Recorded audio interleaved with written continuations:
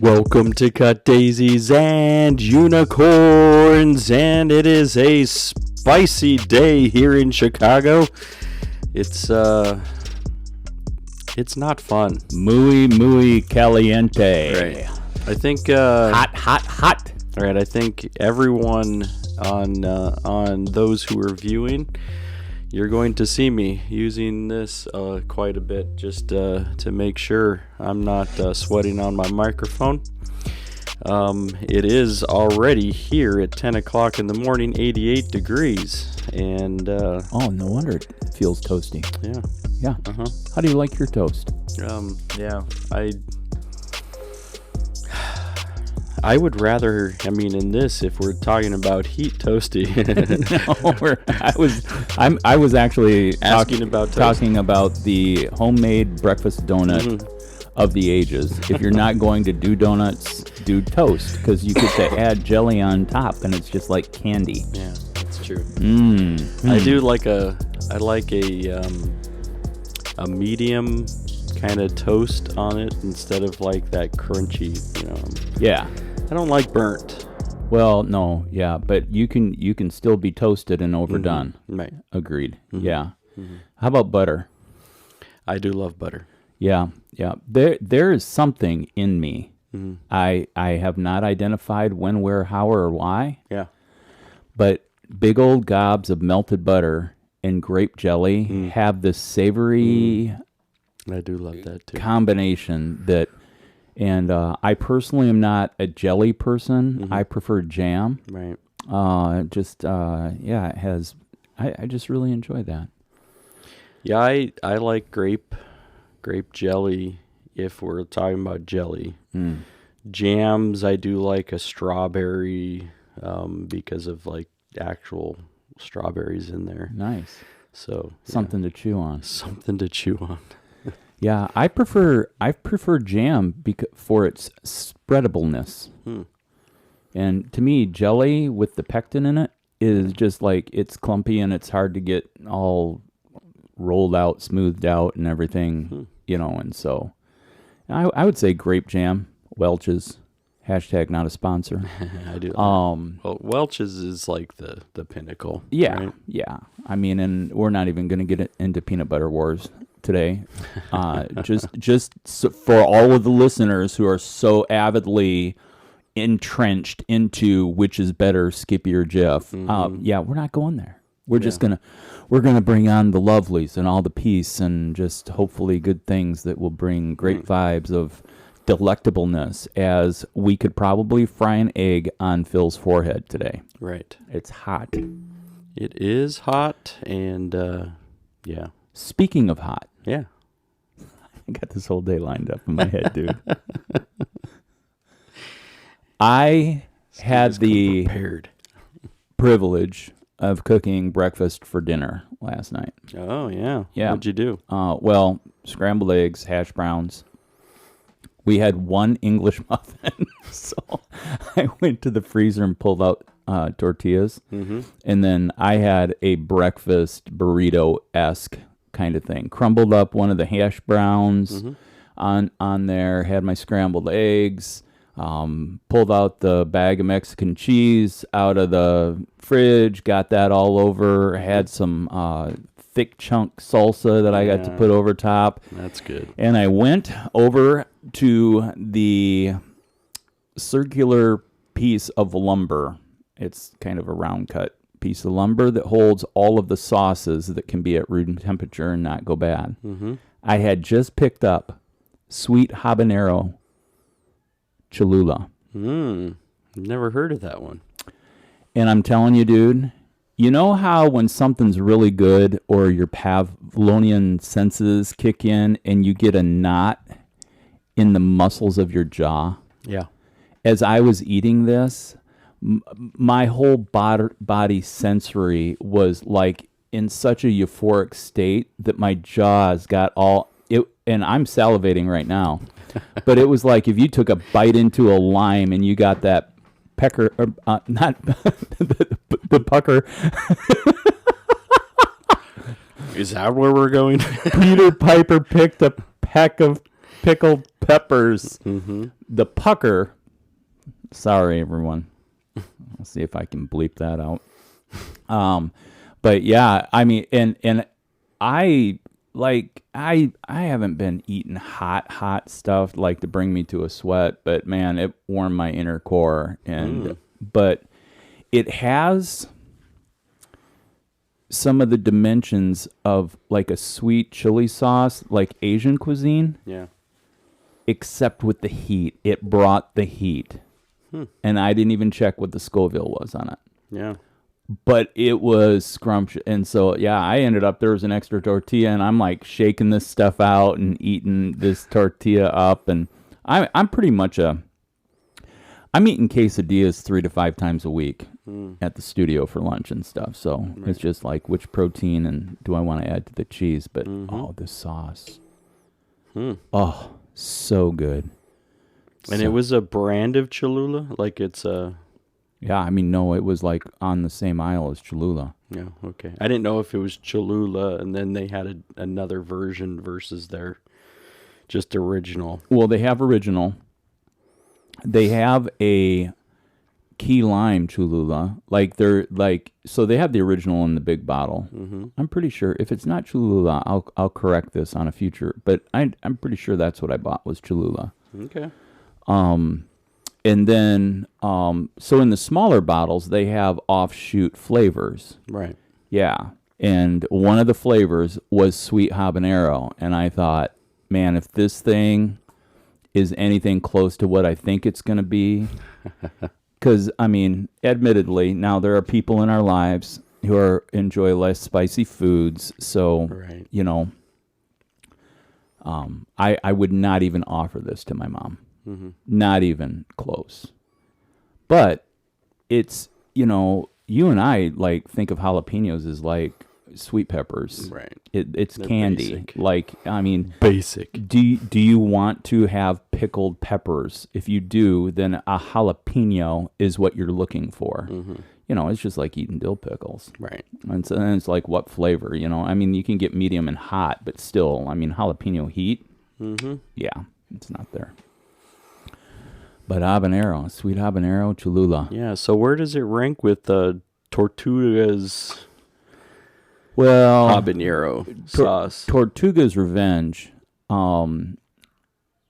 like, I would say the heat hits faster. And, but it and Tortuga's, like, has a little bit more of a, like, it's a thicker jellied kind of, it's not jelly, Right. but you know, it has Yeah, it is thicker. yeah, where this is straight up Cholula, It's still like hot yeah, sauce. Okay. You know, it's the same consistency as a Frank's or whatever.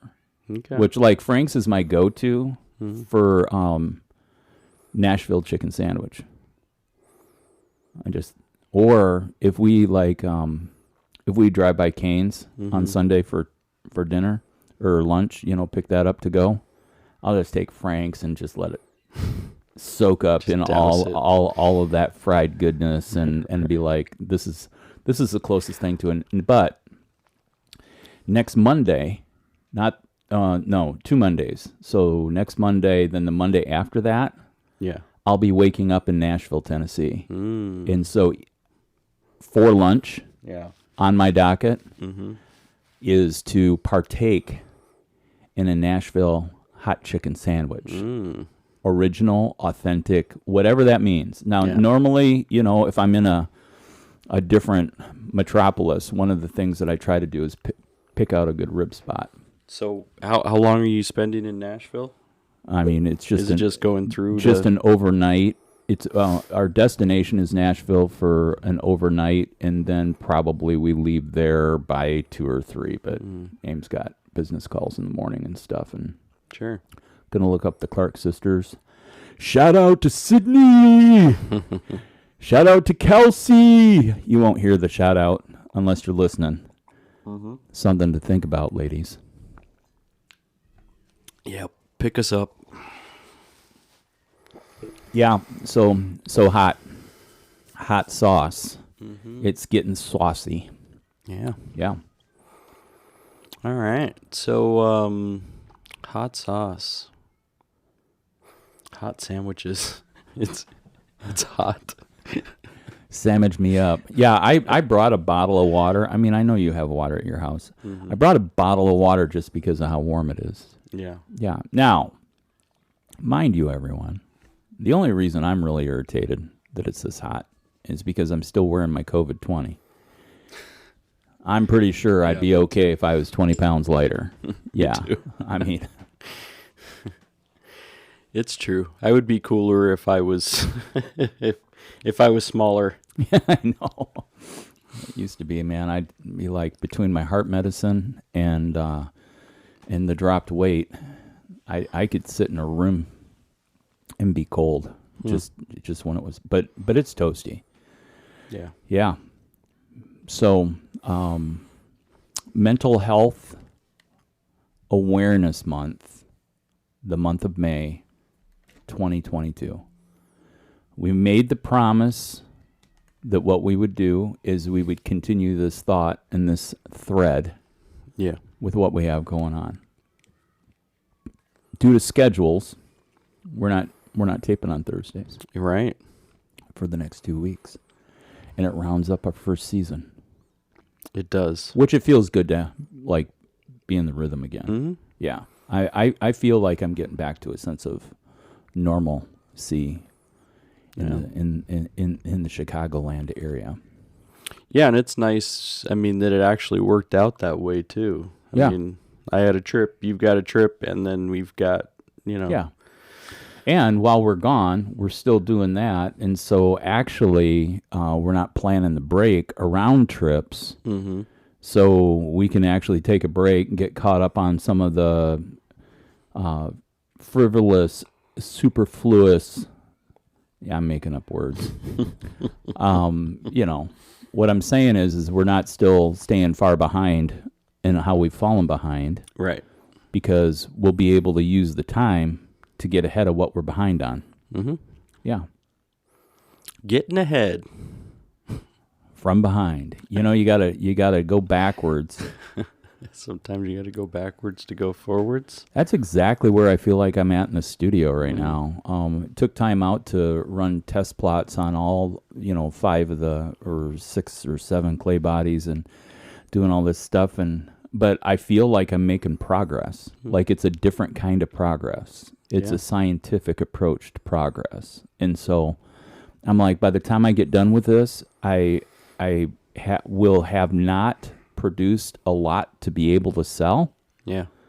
but I will have produced a reference library for me to be able to approach what I'm going to make to sell going forward. And that's combining the clay bodies and also approach to, I'm going to do a whole different ramp up on glazing in a different way. And so, yeah, I got my thermometer in for the kiln, so now I can see what the temps are. And then the other thing that's going on is I'm going to change up my fire schedule. Basically, it's a recipe of how hot do you make the kiln, how fast. But I'm going to follow what professionals do.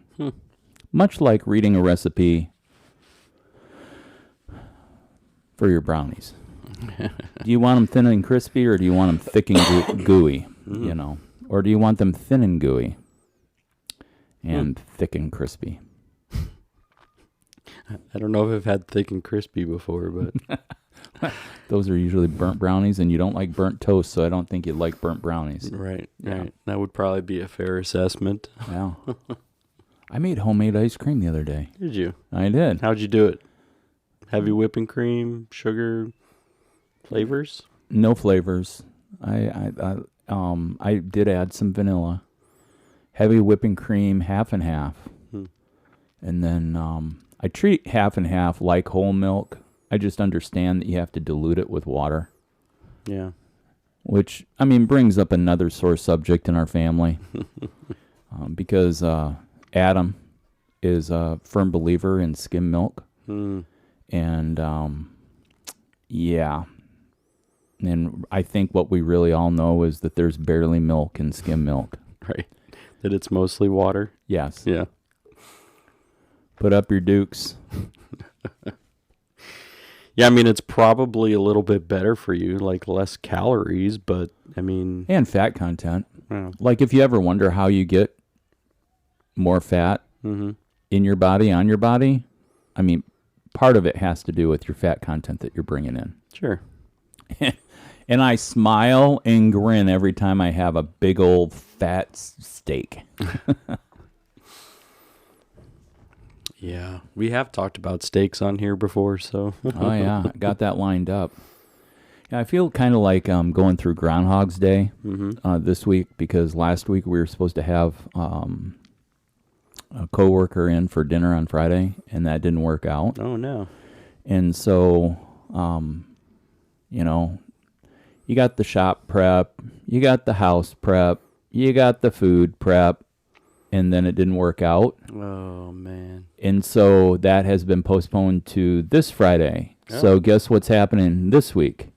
You got More the shop prep, you got the food prep, you got the house prep, and then you cook the food and have you know, person come over and entertain. And Mm-hmm. I think I'm in a better headspace for entertainment, though, so that'll be good. That's good. Yeah. Yeah, so you're actually prepping for something that you're like, all right, now it's better. Mm-hmm. Yeah.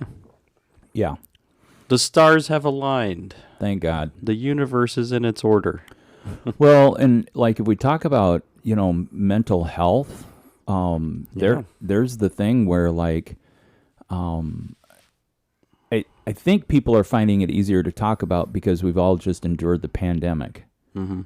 and you know, or are in the middle of enduring, or you know, it's a part of what's going on, and like I know that people in my circles started talking more about like going to counselors, you know, during pandemic time. Right. And so, you know, one of the things you and I've talked about concerning my mental health is just dealing with isolationism. Right. And so for people who are navigating through season 5, that's actually come up a couple different times. Mm-hmm. You know, I think one of the good outcomes of the pandemic is the toll the pandemic has taken place or has imposed upon the human mind. Mm-hmm. Thoughts? Yeah, I mean, we know that so isolation, or even we would, you know, there's a whole bunch of different terminology you could use for isolation, but you know, feeling lonely or feeling isolated it leads people to think differently. Mm-hmm. I mean, and so there's parts of that even an outgoing, you know, somebody who's, you know, constantly maybe was known to be around people, talking to people, blah, blah, blah, that like isolation has changed even their physiology. Yeah. And so there's parts of that I think getting it worked out sooner than later, instead of actually, you know, kind of, you know, having your brain shut down a bit in certain places. So yeah, I think that I mean, the pandemic started that. I mean, you can't go out, or if you're going out, don't spend time with people. Right. You know, I mean, so you get your bubble, and that's who you get to interact with. Now, you still can't see your bubble all the time, because then you're also going to be you know, so there was those levels of like, Yeah. like who is it that I can interact with? Yeah. And especially if you hardly had anybody in your bubble, then you're really dealing with, Yeah. you know, things that on a mental level that, you know, some people didn't have to deal with. So yeah, so I mean, there's a whole bunch there that we can lead into a conversation, you know, towards mental health and towards, you know, the reason why. I mean, even and I think it was a genius move for many of the mental health providers to move into a non-physical space. Like you can see your counselor online, you know, over Zoom, over video chat, and it made it a lot more accessible. Yeah. You know, I didn't have to worry about, all right, how am I going to get there? How is this going to work? How do I get this done? And they made it a lot more accessible. Yeah. And I'm not saying they haven't ever done that. I just not aware of ones that did. I mean, I know people in my life who, you know, see counselors and psychologists and all of that. Like, it's always been, you know, go to their office and then you got to wait there and then you got to do that whole dance. And, but I think now it's, you know, it's a lot more accessible. So I think that's where it also becomes easier for people to say, like, I think I could do this. I think I could try that. Yeah. And see what works. Yeah. Well, and I think that there's been some sports figures on the forefront. I think of the U.S. gymnast that struggled with anxiety and now is actually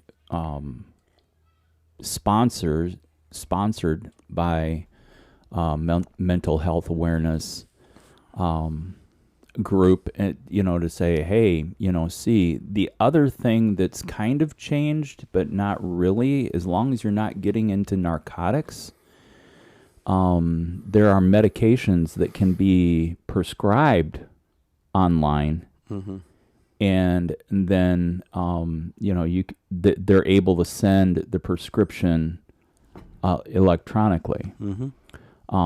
Some medications, depending on location, will, you know, affect that. But like, it never really dawned on me until like, I know what I had some infection going on, I think in the fall, and it was this thing that I mean, historically got at Glory Day in the fall and the winter. It was like allergies, meat, sinus infection, blah, blah, blah, horribleness. And I got on the iPad and went to this online doctor and stuff, and I'm like, hey, if you can get me a Z-Pack, some codeine cough syrup, and prednisone, I'm going to be golden in 3.5 to 4 days. He's like, well, the Z-Pack's cool and the prednisone's cool, but I can't give you codeine cough medicine over. And I don't know where he was from. I mean, for all I know, he could have been in Maryland. Yeah. He didn't talk with an accent like he was from Texas, and he wasn't wearing a floral T-shirt like he was from California. So, I mean, who knows? But, I mean, it was lovely. It was a great situation. He goes, who's the doctor here? And I'm like, well, I don't want to resemble my father that much, but listen, it's just a common thing that I go through, and it just depends on, you know, how harsh the season is with all that stuff. Typically, the fall's worse because of the allergens when we were in Iowa that coincided with harvest. And so, makes sense. Chaff and chafe, two different words. But when the chaff was in the air, my sinuses would chafe. Yeah. So is the codeine, and do they consider that narcotic? Yeah, it's like Oxycontin. Oh, I didn't know. Yeah. I think Oxy is a synthetic codeine. Oh. We could Google that too and figure that out. But I'm bringing that out because, you know, if we're going to talk about mental health, I don't think anything about taking my 2 tablets of lisinopril every day. You know, genetically, every time I would actually, during my 20s and my 30s, I was worried about when I would go to the doctor that I would find out that I had high blood pressure. Because my dad had high blood pressure horribly. And, you know, it was one of those things. Then when it happened, like I went to the doctor, I was just feeling so miserable. And, And he's like, "What is going on with you?" And I'm like, "I don't know. I've been chasing headaches with Excedrin migraine." Yeah. He's like, "What's your caffeine intake?" I'm like, "Normal." He's like, "I didn't ask you that." He's like, "What's your caffeine intake?" I'll tell you what's normal. And I'm like, "Well, I drink 2 pots of coffee and then have 2 big gulp diet Mountain Dews."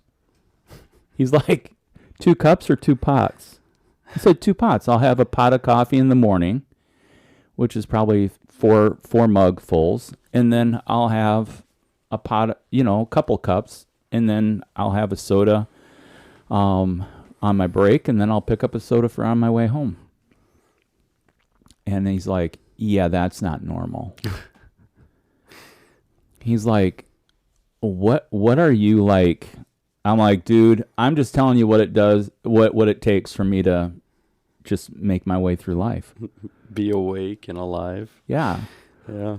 I mean, and I've never done cocaine. We've actually talked about the drugs we've never done. Right. I've never done cocaine. I don't know what cocaine costs. I would just think that, like, with that kind of habit. Now, I was drinking enough coffee that I wasn't buying 6 coffees at Starbucks every day. I think if that was your form of caffeination, Cat. Yeah. Cat.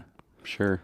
however you caffeinate yourself, then, like, it could be argued that a small cocaine habit might be cheaper. Mm-hmm. But again, there it is, drug addiction. Which is, I mean, walks hand in hand with mental illness. Yeah. I mean, because many times people are using substances, and even if they're not visiting or dealing with their mental health, then they're covering it up, or then going to illegal substances in order to be able to feel right. Yeah. So, yeah. Yeah, and it's oftentimes, it's then you get into the economy of health. Mm-hmm. And, one of the things, with Big Pharma is how much money Big Pharma, this doesn't have to do with mental health, but the cost for insulin seems to be a tragedy. Apparently that's a huge issue. Yeah. It's a huge issue. So if you don't have good insurance, Right. but you're diabetic. Mm-hmm. Now, I think that does move on to obesity. And isn't it type 2? Type 2 is, diet. Yeah. Yeah. Mm-hmm. And having to look at that. But I mean, again, Big Pharma, when it comes to mental health, and how much money is enough money? And Big Pharma would argue, well, I mean, we're doing the research and development. How we came up with this cost us millions and millions of dollars. Sure. Yeah. I mean, and so, and they've done it with some key, prescriptions in the past as well, with EpiPens. There's people who kind of need those EpiPens in order to, if there's things like allergens that they run into, they need it. Peanut allergies, whatever. You look at, there was a HIV AIDS medication that they drove the cost of it like way up, and priced people out of the market. Right. And if you weren't covered, Dallas Buyers Club. It's impossible for you to be able to get it. Right. So it's, So the history of, as we say, Big Pharma, hasn't always been kind to consumers. Right. And then the U.S. has its own drug administration. Mm-hmm. And with the legalizing and the different things, and that standard actually affected how people felt with what happened concerning the vaccines for COVID. Mm-hmm. So there's a large loop here in the medical, and the thing that really makes me I don't know, remorseful or sad is that, it just seems that, again, humanity is gripped by its tribalism, the dualistic mindset of, hey, that way's wrong, this way's right. Instead of where I would move to, but it seems like the sidedness of what's going on is that in the dualistic sense of what's going on in the United States of the Americas right now, people are just dug in and entrenched. And I would lob. This is a big old softball. If you're watching the video, you just saw me flip a softball. Right. I would lob a softball for a big old swing. How do we move into conversation that is seeking solution? Mm-hmm. I watched Sapphires again yesterday. While I was stamping bags for the trade show. Yeah. And, one of the cousins was lighter skinned, and she was taken away by the government for what was an indoctrination. Basically, the government in Australia back in the 60s went into the Aboriginal families and would take the lighter skinned children and bring them into orphanages to reprogram that they weren't Aboriginal. Wow. This is a true story. Yeah, that's crazy. Yeah. And so, and much like, again, moving on to crazy, much like the land that we walk on were taken away from the First Nations people in the U.S. Right. As the U.S. overtook, and then we plopped and transplanted these indigenous people onto reservations. Mm-hmm. And a bunch of white people can say, well, they're just a bunch of drunks and they don't do anything anyway. Well, is that the case? Or are they dealing with, in their own mentality, what's been stolen from them? Mm-hmm. And so my wife has been, talking about this for a few months now. I think she started reading a book back in January, February, and it was talking about generational trauma and how generational trauma actually is something that is felt.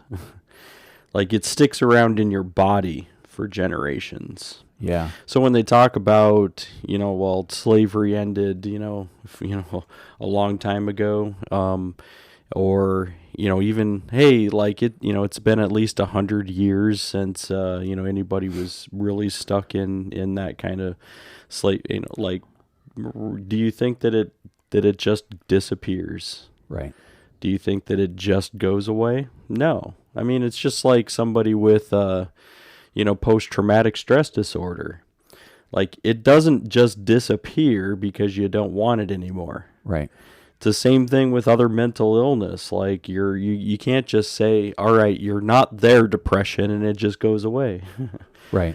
It just doesn't work that way. Yeah. And so it's the same thing when you're dealing with both with slavery, both, First Nations, and things that have happened over time. I mean, like, yes, alcoholism is run rampant within First Nations, but you're just saying, oh, it's just because they like to drink?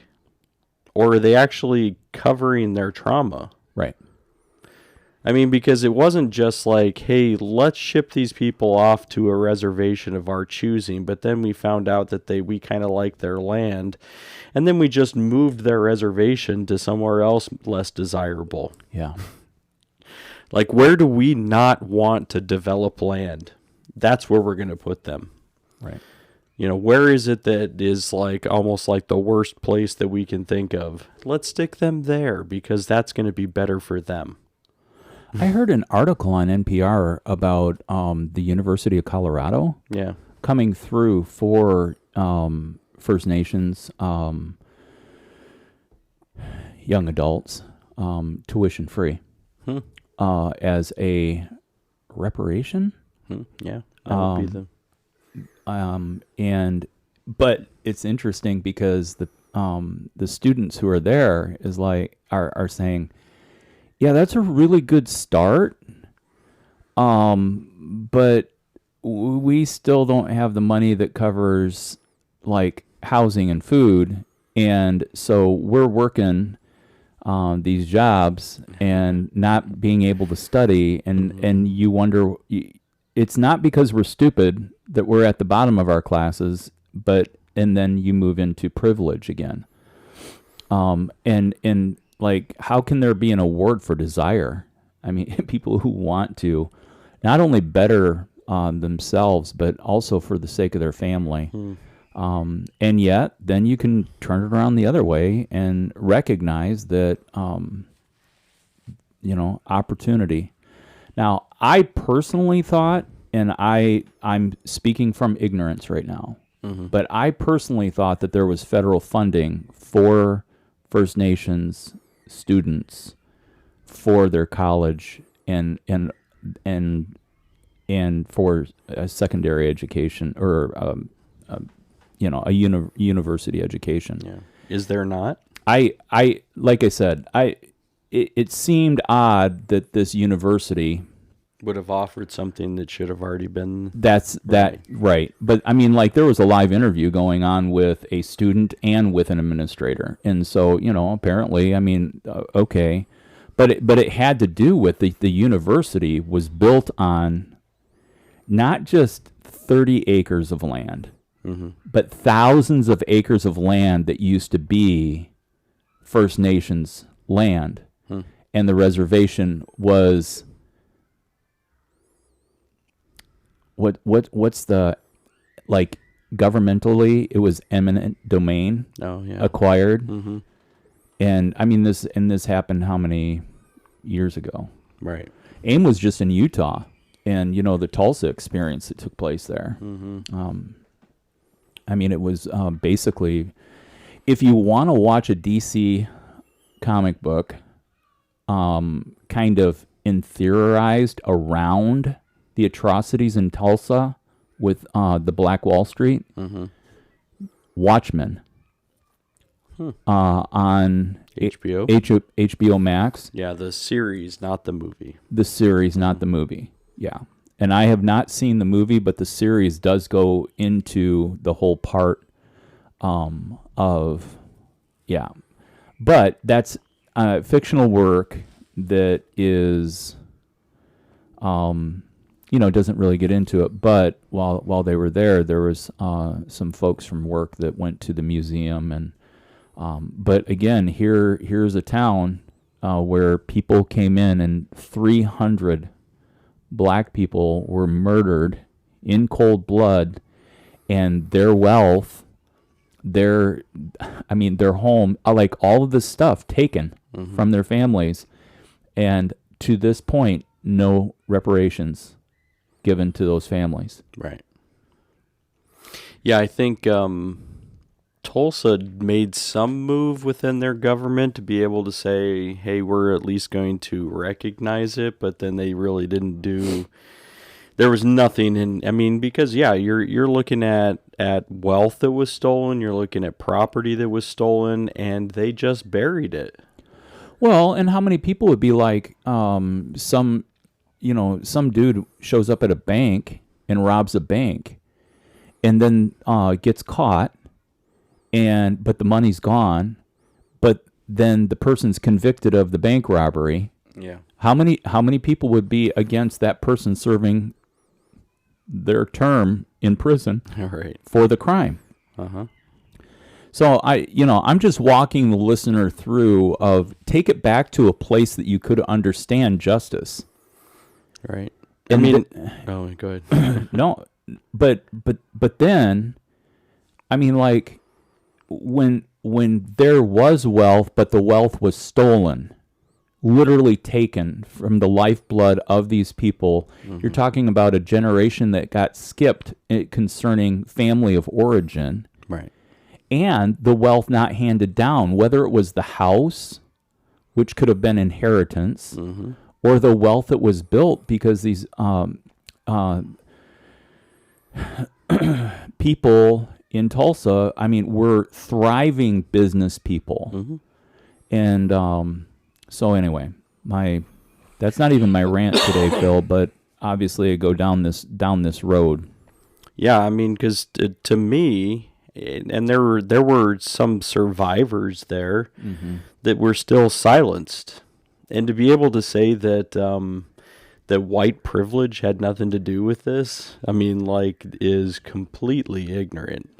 No, the Clan of Hoods came in to kill. Right. Yeah. I mean, they came in, they buried it, and I hadn't heard about this story up until like 2 years ago or whatever. Yeah.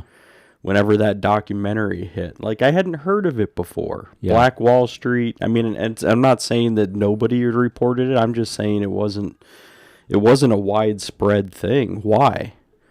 I mean, that's a big deal. Like, you've wiped out a population of black wealth. Right.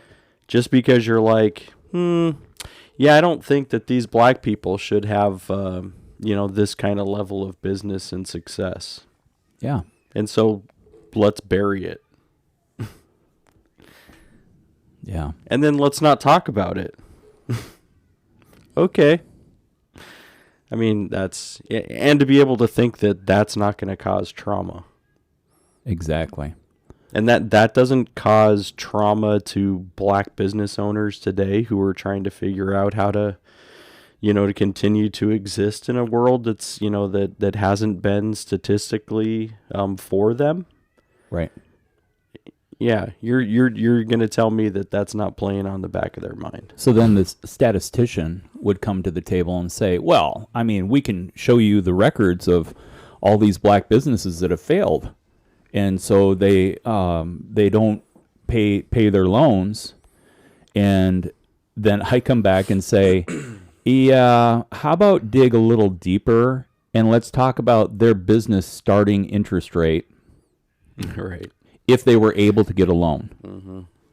Or in a retail cycle, to be able to get to a place to be able to have a line of credit to navigate a lull and a low, right? While moving into the next season and being able to do it. So then we wonder why in black neighborhoods there is a food shortage desert created. It's like, well, there's no grocery stores. Kroger's not building on the south side, and they're, neighborhood market. And people are left to, well, the only way I can shop for food for my kids is to go to the Kmart, or like I was actually thinking C-Mart, meaning the gas station situation. Well, what are you going to get there? Tin cans of beans that cost 4 to 5 times higher than what would be in like an Aldi or, right, any other thing. Well, and the Whole Foods that, Amazon purchased Whole Foods. Yeah. And the Amazon went into Inglewood, which was, I think at that time was the worst neighborhood in Chicago. And they said, let's start putting places of actual food, not just snacks and, like bad for you food. Yeah. Let's put some things that are here. And then they put a Whole Foods there. Well, it just was announced like, yeah, we're going to close. And it's like, so you're going to close because you're not successful. Well, it's almost like you're saying, like, why wasn't this successful? Why didn't it survive there in Inglewood? Because you can't just drop a Whole Foods into a poverty, neighborhood and then expect people to come and pay Whole Foods prices. Well, and that's where I'll go. Actually, my daughter was talking to me about her market in the business that she works at. And they they have in the different markets, they have different market pricing. So the restaurant has researched what the median income is. Mm-hmm. And based on that, they base their per plate of what the cost is for a meal based on that median income. And in Lubbock, she's like, this store kills it. Like, it does more business in a month and in a year than the California stores in the higher market. Now, we are talking about a restaurant that sells red meat. And red meat in California, not sure how well. But again, to your point, Yeah. and when I went to the Dominican Republic, and they would bring in, like, for some of our lunches, we would have Frito-Lay chips. Hashtag not a sponsor. After what I say, they probably still won't be. But literally on the snack size bag of chips, 49 cents a bag. Same bag of chips in a gas station in Chicago, $2.50. Now we have the Chicago junk food tax, and all that stuff. But in comparison, for everybody licking their wounds about gasoline, I saw gasoline today in Chicago was over $5 a gallon. Again. And what are we talking about? We're talking about, someone who's born in a neighborhood doesn't necessarily have, going through high school, formative years, and into adulthood, doesn't necessarily have the opportunity to just pack up and leave and go reestablish somewhere. All of that takes money. Right. I think Whole Foods could sell food in a market priced for the median. Right. But even this, I mean, and this is what I was talking to Heather about, is saying, so why would I go in and buy greens, vegetables, fruit? Like, even if it looks like if I'm used to buying Cheetos, if I'm used to buying, like stuff that's not good. Yeah. And it's preservatives and all kinds of, crap for your body that your body's like, it loves. I mean, it craves that then, sugars and all kinds of crap. But why would I go in to buy that, even if they priced it down? Why would I get this versus this if my body craves this?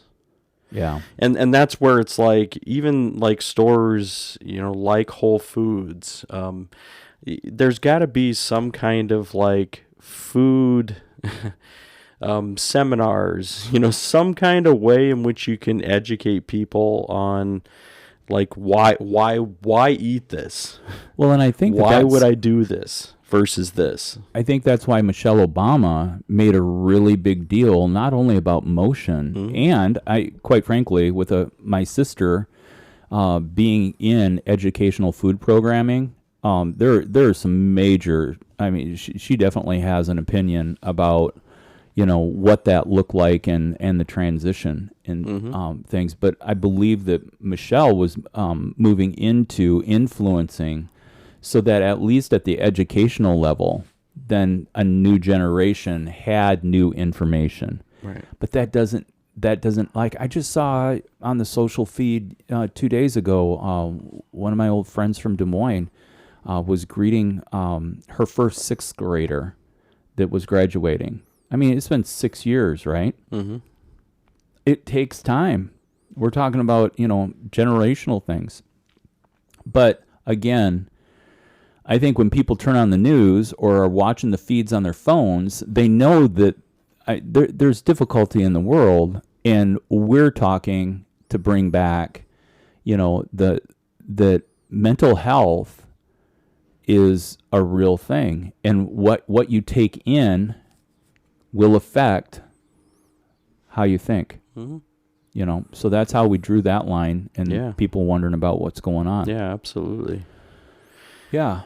So when you're trying to sort through trauma, and this has a lot to do with mental health, how is it that people can process, traumas and even past traumas that you don't even realize have an impact on you? Right. And that's where it's like you've got to have a professional help sort through this with you. Yeah. And if you're not, then you're really trying to just deal with it on your own. And I doubt that anybody really has a good handle on how to be able to do this without help. Well, I mean, I went to a counselor for like 14 years, and and he told me, he's like, yeah, I wouldn't tell anybody that. And I'm like, what? And he's like, if you're going to refer somebody to me, don't tell them that you've been coming to me for 14 years. It doesn't really look like I'm doing a good job. I'm like, well, 5 years ago we moved into that you're my personal coach. It's like you just make me a better person, giving me the opportunity to think, through what my current situation is. Yeah. But it was through that experience that I learned a lot of skills that allow for me to have conversations with others. And what I end up doing is coaching people on how to coach me. And by, giving the skill set, by asking the questions and having people give feedback, to be able to work through stuff. So, right. That being said, what I can really appreciate in the research that I was doing for this conversation today is, to the best of the ability, like, we're understaffed for people who can work with people with their mental health. Right. And I don't even know what the numbers are, but not everybody who has a mental illness even has a self-awareness that they're mentally ill. And that could be from the point of origin to when the chemistry, and quite frankly, there are people who struggle in their mental health, and it has been self-induced. But that, right. Concerning the dignity of people and humanity, that doesn't mean that people don't deserve the opportunity to be able to get healthy. So I'll go back again and say, I take lisinopril for my high blood pressure. It's a genetic disorder. And the doc told me, hey, don't take this personally. I'm like, well, I mean, it's not about taking it personally. It's about me embracing the frailty of my humanity. It doesn't mean I'm happy with it. Right. And so proactively, and I mean, here's the cool thing. At the time, I almost weighed 240 pounds. Well, I'm easily 20 to 30 pounds underneath that. And for the last 7 to 9 years or whatever, however long it's been, that's been better health because of working with the doctor. Yeah. But I don't have a stigma with that. And the goal of this conversation is just to be able to raise the bar on acceptability and to lower the stigma bar for the sake of dignity, so that people who may be struggling or feel like they're in a cyclical struggle, why is this always happening? How come this always comes around like this? If you start seeing these repetitive patterns in your life, then take some time. If you need to start with a physical doctor, start with a physical doctor. Right. And physical doctors are trained to identify that in regards to mental health, that there can be a referral process to point you into the right direction. Right. But we're also dealing with, we have a system that the uninsured or poorly insured, the underinsured, yeah, are have an issue. You're looking at, sometimes $100 to $200 per session on a counselor level. Yeah. So that's not even a doctor level. That's a counselor with a master's in counseling. Yeah. Yeah. If you're seeing a psychologist, numbers are, doubled that. So, so there's part of it. It's also, people are thinking that's beyond my means. Like, I don't have what's necessary in order to do that. Now, I know some of the other ones, like the video ones, they've dropped, those prices quite a bit, but it's still, if you have hardly any income, or your income's going to all the other bills, like you're thinking mental health is going to be lower down on the list. Well, and that's why what people need to do for other people in their lives who are struggling is you need to become an advocate on their behalf. And how I would answer that statement is, I would say there are people within your community Yeah. who offer sliding scale services. Yeah. And so based on income, then they'll figure out an appropriate. Now, all of this boils down to hard work. Showing up at the counselor's office and having a chat, is like the thing is you got to be ready for change, and you got to be willing to make a change. And so, and counselors are trained on how to baby step that, so that the change that is the goal is not necessarily the change that is worked for in the first step.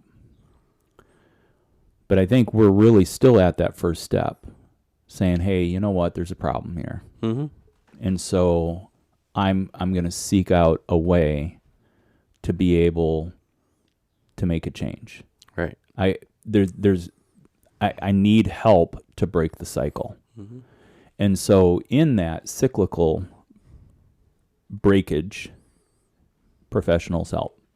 But I would say if you're a person who is like, man, I'm meeting more roadblocks than than I'm finding open doors, then I would say, and actually, in this article, ask for support on your mental health journey.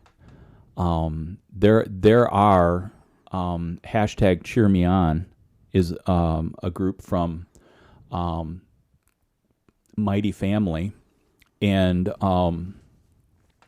there's a free app, and as you're making your way on your journey, what you can do is you can join these groups, and people will be encouragers. I believe that there's people who interact as advocates. But if you can't trust anyone, you won't. Right. But if you're finding yourself in a never-ending cycle, hear my voice, start trusting someone, one person. Right.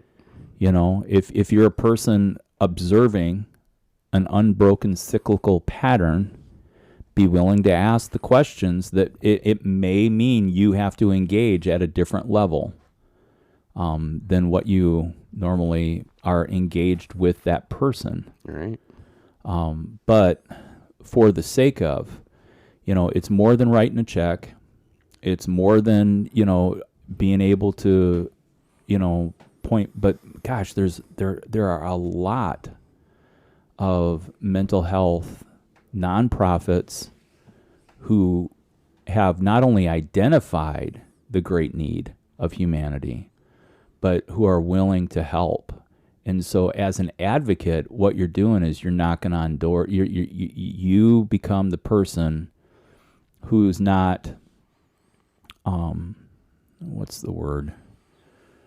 Enabling for a continuation, but helping and advocating on behalf of and for. And what that means is you got to be careful in that relationship too. You can't take that relationship on and then feel your own personal responsibility is weighted and so great that if change doesn't occur, it's all your fault. But there's the healthy parts of that too, of being willing and stating those boundaries of, hey, I'll help you do this, but you're going to have to take this step yourself. Right.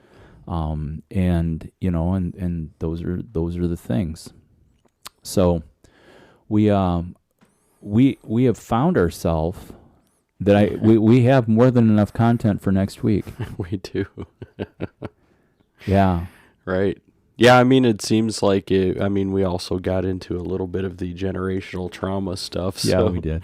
that we didn't necessarily plan on going, but didn't. yeah. Can I tell you my rant? Yeah, that's what I was about to ask though. Like This is- we should end with your rant at least. So this affects my mental health. Yeah. All right. So my rant this week is when you're at a stoplight and there are no cars in front of you, you have one job.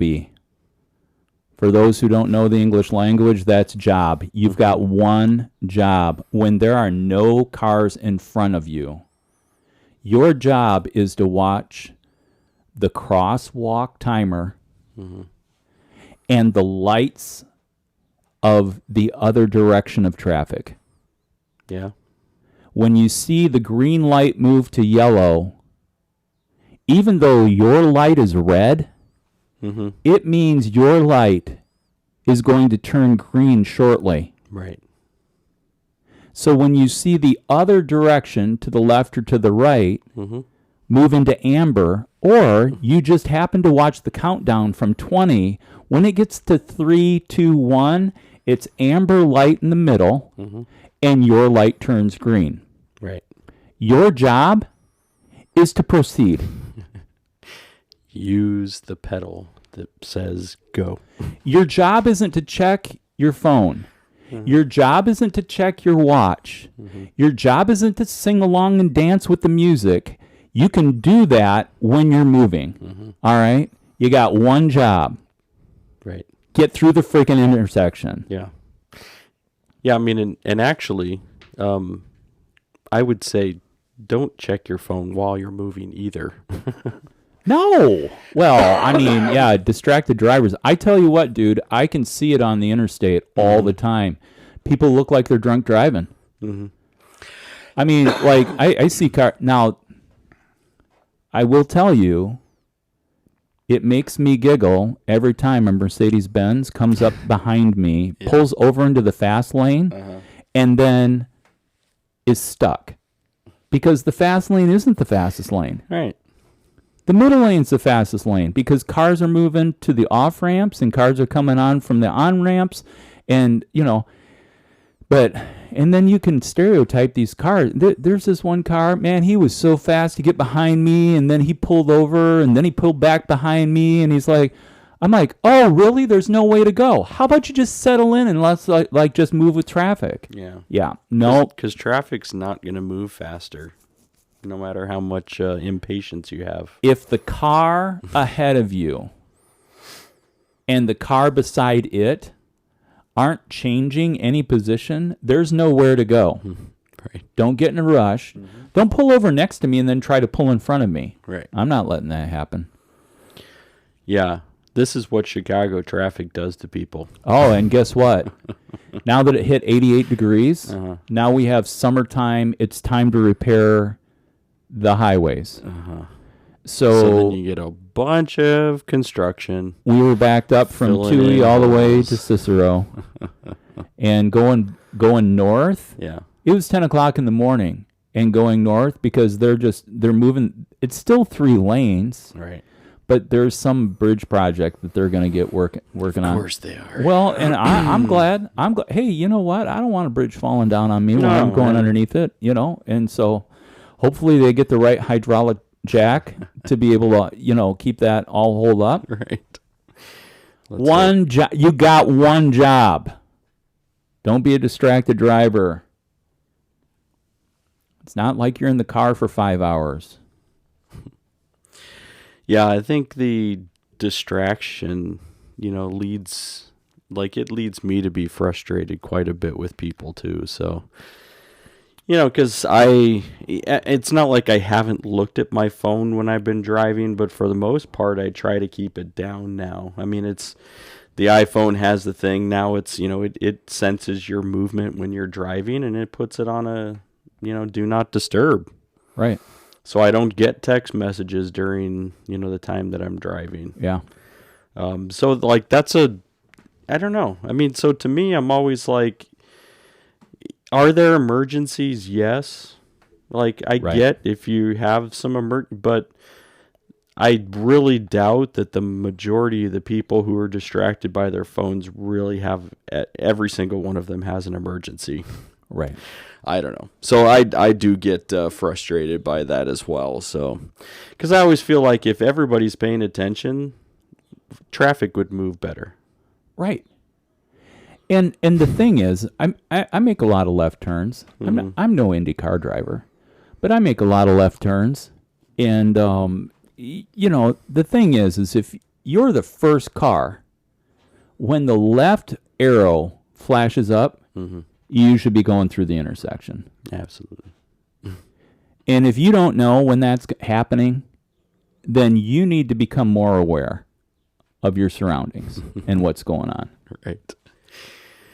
Yeah, so some people who are listening right now may not get the level of frustration that we're talking about, because Chicago traffic is different than other places. Yeah, it's true. I mean, like some people are like, oh, why you get so, bent out of shape? But no, if you've never sat in this, then you don't know the level of frustration. and still, I think that when I've been back to Des Moines, yeah, it's just an augmented worse delay.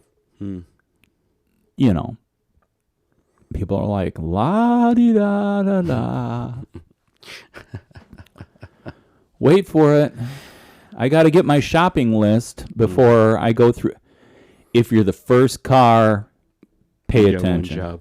You got one job. One job.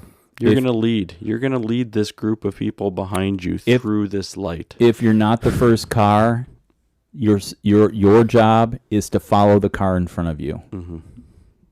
Pay attention.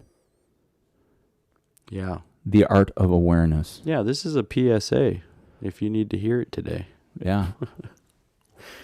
When you're walking, let vehicles go by, because the law in the state of Illinois is if you enter the crosswalk, people have to stop. Yeah, pedestrians have the right of way. Yeah, I get that.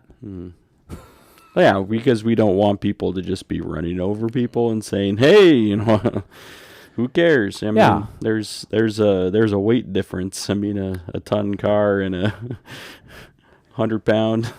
Amy had a dad with 2 children under the age of 4 walk out into a crosswalk during a green light. Wow. Clearly not observing the crosswalk sign. Yeah. But life of privilege. True. If I step out, you need to stop. Stop in the name of love before I kill your heart. Right. Oh my gosh. Yeah. So anyway. Well, hopefully that gives you a little bit of a flavor, a good taste. Gives you a place to start. There's some rants that occur, and this is one that definitely happens in the city here, but also it extends other places as well. Or, as Ron White says, you can't fix stupid. It's true. You can't. But you can treat mental health. Absolutely. Good wraparound. Ah! Tickle, tickle, tickle. All right, everybody. Thanks for hanging out with us. Be well. Take care.